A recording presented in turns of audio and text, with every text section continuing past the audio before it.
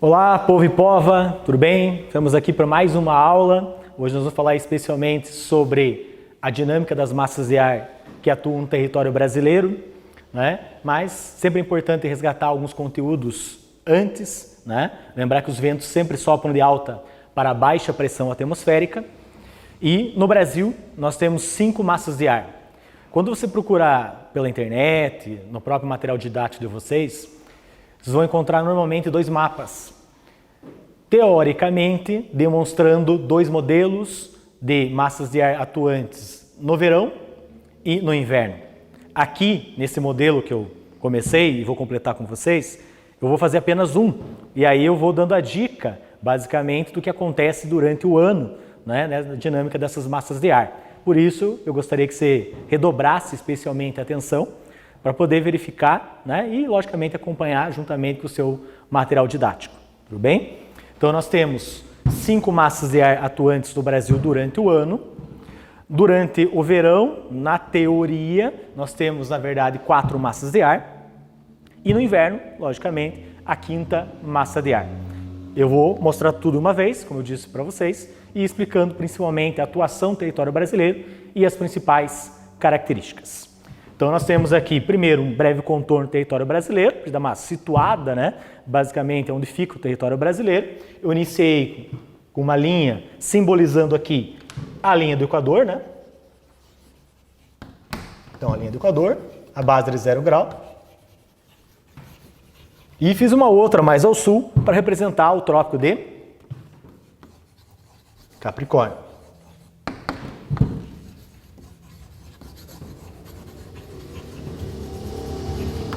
Bom, por que é importante isso? Primeiro, para te dar uma noção espacial, né? Para ver onde que fica especialmente e aonde atuam essas massas de ar. Eu fiz inicialmente circunferências da cor amarela, representando as massas de ar equatoriais. Em verde, as tropicais, e em branco aqui, a polar. Então, nós vamos estar completando e colocando as principais características. Então, nós temos aqui a massa de ar equatorial continental, tá? Então, nós temos uma sigla, MEC. Então, massa de ar, M sempre de massa de ar, para poder simplificar aqui, o E de equatorial e o C de continental. Tomem bastante cuidado, porque as massas de ar que surgem em áreas continentais normalmente são secas. Essa é uma grande exceção, por isso que em vestibular e tal, normalmente eles gostam de cobrar, tá? E por que ela é exceção?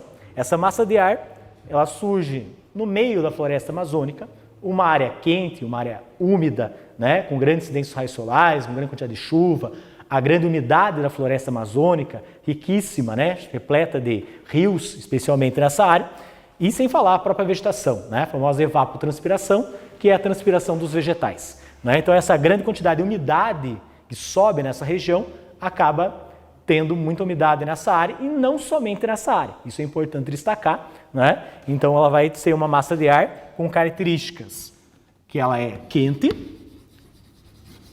e úmida. Beleza?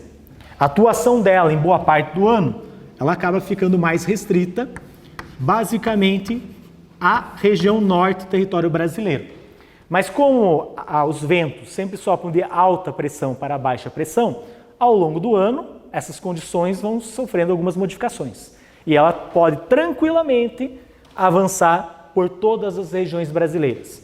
Para você lembrar, né, de um fato bem curioso, o ano passado, na cidade de São Paulo, teve uma capa de poluição que foi retratada basicamente do país inteiro, né? As pessoas associam, logicamente, à carga do ser humano, mas há um processo natural importante aqui, que é essa massa de ar, né, a equatorial continental, que em determinadas épocas do ano, ela pode avançar tranquilamente para todas as regiões brasileiras. Então, seria avançando minha setinha aqui, né?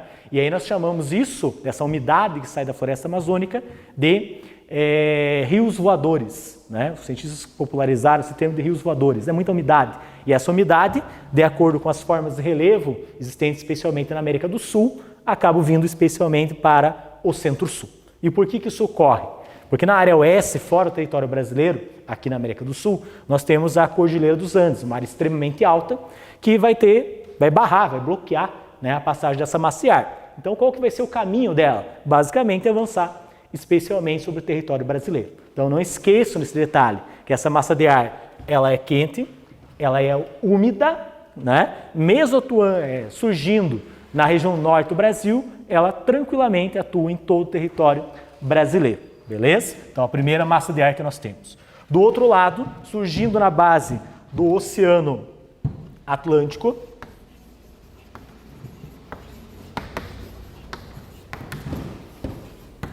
nós temos a massa de ar equatorial. Como ela surge no Oceano Atlântico, obviamente, ela é massa de ar equatorial atlântica. Então, a siglazinha dela aqui, para não esquecer. Ela é quente, surge na região equatorial, e ela é úmida, por surgir na área do oceano, carregando boa parte dessa umidade. Beleza? A área de atuação dela, boa parte do ano, atua especialmente na faixa litorânea do Nordeste brasileiro. Tá? Mas dependendo das condições atmosféricas, isso é importante ressaltar, ela pode atuar em outras áreas. Ok? E essa massa de ar, um item marcante, ela pode ocasionar especialmente as chuvas orográficas, que é a famosa chuva de montanha ou chuva de relevo, né? Então essa massa de ar trazendo umidade do oceano vai passar pelas praias do Nordeste, uma área de planície, área baixa, e quando eles começam a avançar em direção à parte interna, você vai encontrar um conjunto popular de serras, né, áreas elevadas, e aí essa umidade vai subindo, chega no seu ponto de saturação e normalmente ocorre a precipitação, ocorre a chuva, né? Então essas áreas, principalmente no Nordeste brasileiro, a zona da mata, né, uma das sub-regiões do Nordeste, é uma área preferencialmente quente e chuvosa, tá? Isso é um item importante que merece destaque, tudo bem? Nós temos aqui, na proximidade do trópico de Capricórnio, as massas de ar tropicais, se for no continente, obviamente é continental, e de origem atlântica, tá? Então vamos preenchendo aqui. Massa de ar tropical, T maiúsculo, continental. Eu fiz apenas um contorno, né, do território brasileiro, mas lembrar que estamos situados na América do Sul, né? Então essa primeira dica importantíssima que vocês não podem esquecer, que essa massa de ar surge fora do território brasileiro e avança em direção ao Brasil. Surge na depressão do Chaco, tá? Depressão do Chaco. E vem para o Brasil, especialmente no estado do Paraná, que no meu modelo estaria aproximadamente nessa região aqui, né, de acordo com o trópico de Capricórnio, ela vai avançar chegando especialmente pela região sudoeste. Então, uma massa de ar que vai atuar centro-oeste brasileiro, sul, e dependendo ele pode avançar, obviamente, às outras regiões brasileiras. Okay? Quais são as características dessa massa de ar aqui? Massa de ar tropical, continental. Ela surge na área tropical, então uma área quente ainda do planeta. E como ela surge no continente, ela é seca. Lembre da primeira, né? A massa de ar continental normalmente é seca. A equatorial é uma exceção, né? A continental na floresta amazônica. Então aqui é uma massa de ar quente e seca. Por ser seca, normalmente essa massa de ar ela é mais atuante durante o inverno no Brasil. E nós que moramos ou estamos hoje na região sul, nós temos diretamente a interferência dessa massa de ar. Ela vai gerar instabilidade atmosférica e vai contribuir para a proliferação do vírus da gripe, né? Então essa massa de ar você tem que lembrar especialmente da gripe, ok? Um item importantíssimo, né? Ok? Ainda mais que infelizmente temos uma pandemia, né, ocasionada especialmente por causa de um vírus também, ok? Então nós temos um item bacana para continuar aqui, a sequência, na outra massa de ar tropical atlântica. Vamos anotar a siglazinha lá, M de massa de ar, T de tropical e o A de atlântica. É uma massa de ar quente e como ela tem origem no Oceano Atlântico, ela carrega umidade. Então é úmida, beleza? A atuação dela, especialmente na região litorânea do sudeste brasileiro e sul. Pode avançar por outras áreas? Perfeitamente, Nordeste brasileiro. Do mesmo modelo que foi explicado a equatorial atlântica, ela pode ocasionar a chuva orográfica, ou seja, chuva de montanha, só que muda as regiões brasileiras. É mais comum no Sudeste e, eventualmente, no caso, na região Sul. Então, choveu na área ali de Paranaguá, né, as áreas litorâneas, basicamente, do estado do Paraná, por exemplo, é uma chance grande de ser a influência dessa massa de ar tropical atlântica. Tudo bem? E o último modelo que nós temos, que eu vou representar pela cor branca, a massa de ar polar atlântica. Vamos lá. Massa de ar polar atlântica, a famosa MPA. É uma massa de ar, agora toma cuidado, porque já está embalado, né? Você está falando lá quente, quente, quente. Essa massa de ar, teoricamente, ela é para atuar no inverno. Mas como as condições atmosféricas ao longo dos anos têm mudado muito, né? Nós tem registro da atuação dessa massa de ar em outras estações do ano.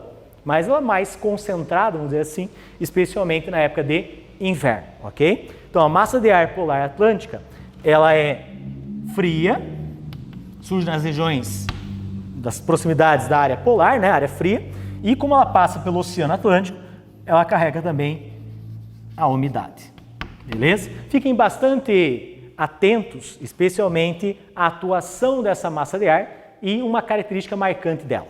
Pela proximidade geográfica, essa massa de ar atua especialmente mais no sul do país, né? Presta bem atenção no meu desenho aqui, né?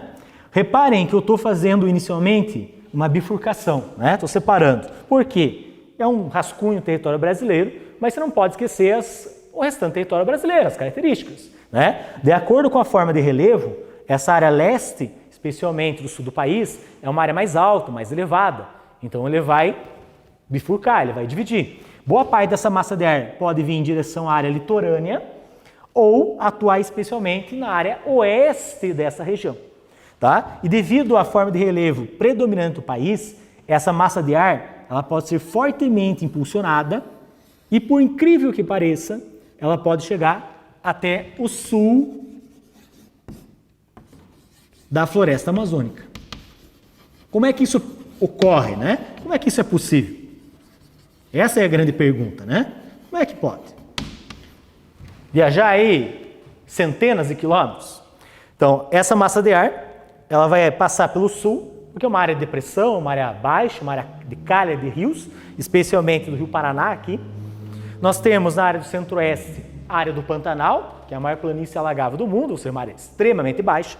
E essa massa de ar tem facilidade de penetração aqui e ela vai avançar até o sul da floresta amazônica.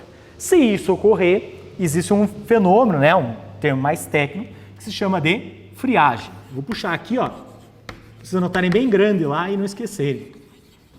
Friagem. Quando a gente fala friagem das massas de ar, especialmente da massa polar atlântica, o que é? É o rebaixamento brusco da temperatura.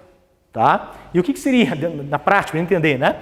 O morador lá da região norte, a base da floresta amazônica, tem temperaturas brincando mais de 30 graus Celsius em boa parte do ano.